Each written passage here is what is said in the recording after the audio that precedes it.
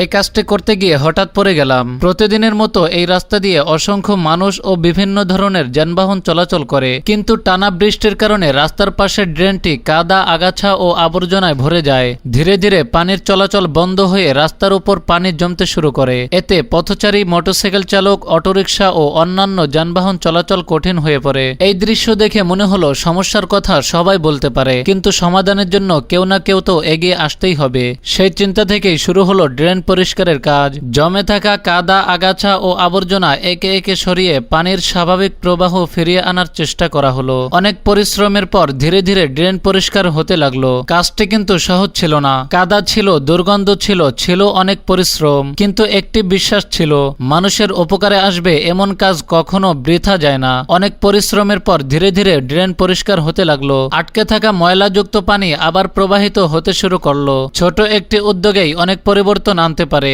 আসলে সমাজ বদলাতে সবসময় বড় বড় অর্থের প্রয়োজন হয় না, প্রয়োজন একটি সুন্দর মানসিকতা, একটি ভালো নিয়ত এবং মানুষের জন্য কিছু করার আন্তরিক ইচ্ছা। আপনার কাছেও একটি অনুরোধ, যেখানে এমন কোনো সমস্যা দেখবেন শুধু সমালোচনা না করে নিজের সামর্থ্য অনুযায়ী সমাধানের জন্য এগিয়ে আসুন। কারণ একটি ছোট ভালো কাজই অনেক মানুষের মুখে হাসি ফোটাতে পারে এবং আরো অনেককে অনুপ্রাণিত করতে পারে। আল্লাহ তাআলা আমাদের সকলকে মানুষের কল্যাণে কাজ করার তৌফিক দান করুন। আশা করি সকলে কমেন্টে আমিন লিখে যাবেন। এখনো পর্যন্ত যদি আপনি আমার এই ভিডিওটি দেখে থাকেন আর এই ভিডিওতে একটা লাইক, কমেন্ট, শেয়ার না করে থাকেন, আশা করি একটা লাইক, কমেন্ট, শেয়ার করে দিবেন। হয়তো আপনার একটা লাইক, কমেন্ট, শেয়ার আমাকে পরবর্তী কাজের জন্য আরো উৎসাহিত করবে। শুকরিয়া ভিডিওটি শেষ পর্যন্ত দেখার জন্য।